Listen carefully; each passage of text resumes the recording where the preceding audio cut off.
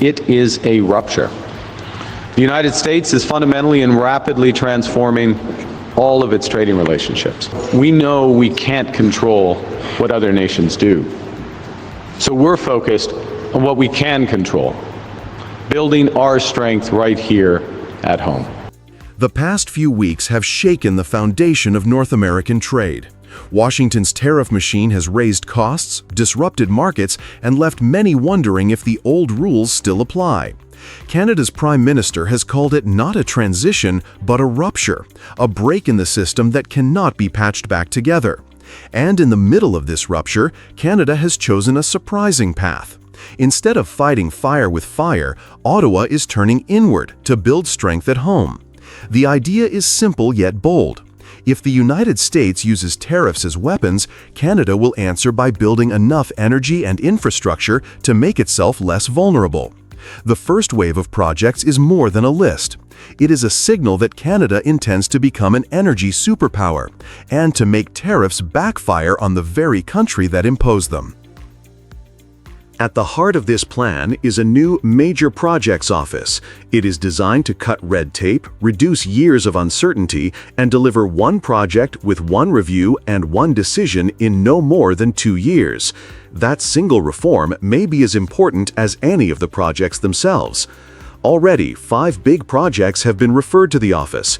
They include an expansion of LNG Canada in British Columbia, a small modular nuclear reactor in Ontario, the extension of the Port of Montreal, and 2 large copper and gold mines in Saskatchewan and northern BC.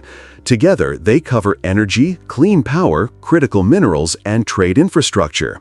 The government has promised to use Canadian steel, Canadian aluminium, and Canadian workers, turning national construction into a matter of economic sovereignty. In practical terms, this means faster approvals, clearer timelines for private investors, and public money used only to unlock larger flows of capital. Among the 5 projects, LNG Canada Phase 2 is the flagship. When complete, it will double capacity and make the facility the second largest of its kind in the world. Its emissions will be far lower than the global average, a selling point in a world that needs cleaner energy but cannot give up natural gas. Europe, particularly Germany, has shown interest, and markets in Asia are opening too. For Canada, this is not only about exports, it is about shifting leverage. By expanding LNG, Canada reduces the share of energy that must flow through the American market. Trump's tariffs were meant to corner Canada. Instead, they are accelerating Canada's move to sell elsewhere. That is where the backfire begins. Once Canada can move LNG, copper, and even uranium to multiple buyers, Washington's ability to pressure Ottawa through tariffs will weaken. U.S. industries, still dependent on Canadian resources, will find themselves paying higher costs if they lose priority access. In other words, the very tools used to hurt Canada are pushing it to build the capacity to stand taller. Of course, ambition alone does not guarantee success. Opposition leaders remain skeptical.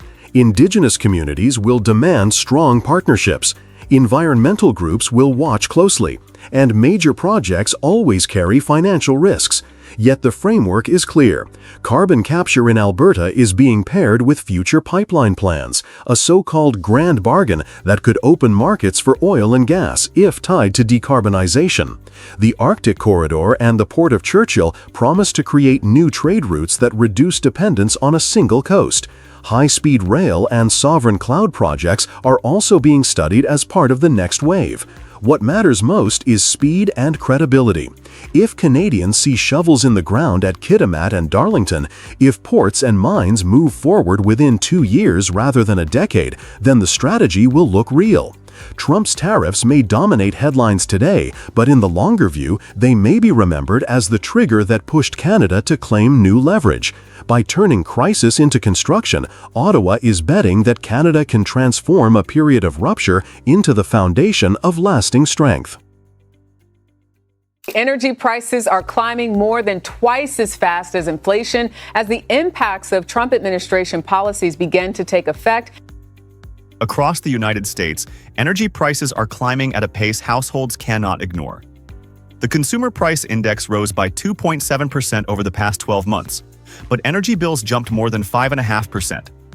Nearly 60 utility companies are preparing to raise rates in 2025, adding more than $38 billion for electricity customers and another $3.5 billion for natural gas users. Demand for power is surging faster than at any point in decades. We have never seen a demand for energy at this level for decades, and a lot of that is driven by data centers, artificial intelligence, electric cars, the way we're electrifying our lives. We're requiring more power now than we ever have for decades. Data centers for artificial intelligence, the spread of electric vehicles, and the electrification of daily life are putting immense pressure on an aging grid. At the very moment when President Donald Trump is calling for manufacturing to return to American soil, the foundation of that vision, cheap and reliable energy, is under strain. Recently, Trump held a call with Canadian Prime Minister Mark Carney. Ottawa described it as a wide-ranging conversation on trade and economic priorities. The call raises a larger question. If America wants to bring production back home, and if energy is the missing piece, was Trump reaching out to Canada because he knows that Carney holds much of what he needs? Trump has built his second term around tariffs as a lever to force companies back to U.S. soil. This month, he announced a 100% tariff on imported semiconductors, with exemptions only for firms that commit to manufacturing inside the United States. The goal is clear. By raising the cost of imports, Washington hopes to push supply chains to relocate. This strategy does not stop with technology. Tariffs on steel and aluminum remain at 50%. Imports of transformers and electrical equipment essential for the grid are also caught. The administration wants to tilt the playing field toward domestic production, but the unintended consequence is rising costs for the very infrastructure needed to power Trump's vision. Coal plants are being kept open longer, and proposals for new gas plants have been revived. Yet building a plant takes years, and turbine costs have tripled. Coal is still more expensive than natural gas or renewables. Regulators warn that extending the life of coal plants will add costs that utilities pass on to customers. The paradox is clear. Tariffs may bring factories back, but they also risk driving energy bills higher. My government fully recognizes that to build Canada into an energy superpower will make Canada the global supplier of choice for critical metals and minerals, diversifying our trading partners and increasing our strategic leverage with the United States. While the United States struggles with higher costs, Canada holds almost everything Trump needs to realize his ambition. Prime Minister Mark Carney has outlined a plan to build Canada into an energy superpower. His government is investing in critical minerals and clean power generation. British Columbia alone hosts 16 types of critical minerals used in solar panels, electric vehicles, and semiconductors. Ottawa is funding infrastructure to connect resources from mine to rail to market, aiming to become the supplier of choice outside China and Russia. At the same time, Canada is scaling up solar, wind, hydrogen, and nuclear energy, while promising to make its conventional oil and gas the lowest emission in the world. Canada already supplies over 4 million barrels of oil per day, more than 8 billion cubic feet of natural gas daily, and more than 80% of U.S. electricity imports. It also provides about a quarter of the uranium fueling U.S. nuclear plants. These are not marginal figures. They are the backbone of North America's energy system. That is why the recent phone call between Trump and Carney deserves attention. Ottawa described it as a productive discussion on trade and economic priorities. The White House offered no public details. But the timing speaks for itself. As American demand for electricity accelerates and as tariffs raise the cost of building energy infrastructure, Canada stands out as the only reliable partner with the scale to fill the gap. The trajectory is clear. Trump's tariffs may generate headlines and political momentum, yet they carry a price that American consumers are already beginning to pay. Canada, by contrast, is strengthening its position as a strategic energy power. No matter how ambitious the effort to bring manufacturing back to America, it cannot succeed without energy. And in North America, much of that energy runs through Canada. Canada and the United States have reestablished free trade for the vast majority of our goods. A gesture in the hopes it will reset the relationship with the U.S. After months of tariffs and tense exchanges, the tone between Washington and Ottawa has shifted. Prime Minister Mark Carney has announced that Canada will remove many of its counter tariffs on American goods. He presented this not as a concession, but as a reset. Carney said Canada is aligning with the United States to preserve what he calls the best trade deal any country currently has with America. President Trump welcomed the move and said new negotiations would begin soon. For both leaders, this moment marks the reopening of talks that will shape the next phase of North American trade. Starting September 1st, Canada will scrap the 25% counter tariffs it placed on American goods covered by the North American Free Trade Deal. Donald Trump has relied on tariffs as his main negotiating tool. Since August 1st, Canadian goods outside of CUSMA have faced a 35% duty.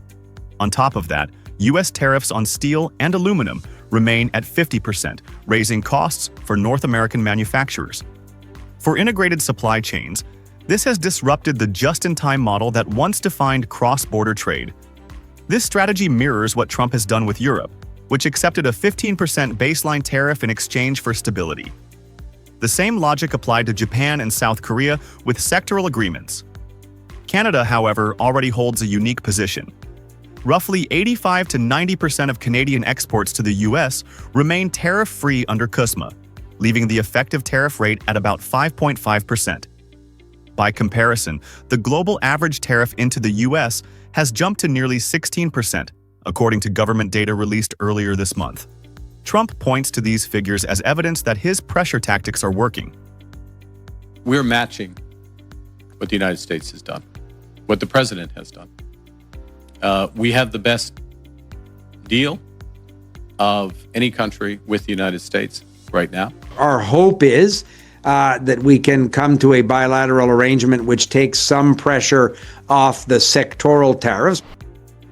Mark Carney has pushed back against claims that lifting counter tariffs is surrender. He argues Canada is protecting strategic sectors while ensuring Canadian goods keep their unique advantage in the U.S. market. By removing retaliatory duties, he signals that Canada respects the current agreement and is positioning itself for the next phase of talks. His priority is stability. Canadian businesses want long-term certainty before making new investments, and that stability depends on clear rules. With the U.S. Carney's approach is to demonstrate that Canada can maintain its access to the American market while also exploring diversification abroad. His upcoming trip to Germany with key ministers highlights this push. Rather than backing down, Carney is choosing to secure leverage and keep Canada's position intact as negotiations intensify. Our negotiations with the United States have been taking place as the U.S. has been in the process of fundamentally transforming all of its trading relationships. The toughest work still lies ahead. Renegotiation of CUSMA could take up to 18 months, and both governments know the stakes are enormous. Daily trade between the two countries is worth an estimated $2.5 to $3 billion US, a figure that underscores why neither side can afford prolonged disruption. Trump wants to prove that his tariff strategy can reset terms in America's favor. Carney wants to show that Canada can protect its privileged access without conceding vital industries. The unresolved disputes over metals and autos remain serious obstacles. Integrated supply chains, especially in autos, continue to face pressure. Yet Canada enters this stage with a strong advantage. It still enjoys the lowest average tariff rate of any U.S. trading partner. For Americans, the partnership secures energy, auto parts, and agricultural inputs that cannot easily be replaced. For Canadians, the United States is still the dominant market. The coming months will test endurance more than rhetoric. Trump's pressure and Carney's patience are now on a collision course. The question is not whether one side will fold, but whether both can find a balance that secures North America's economic future.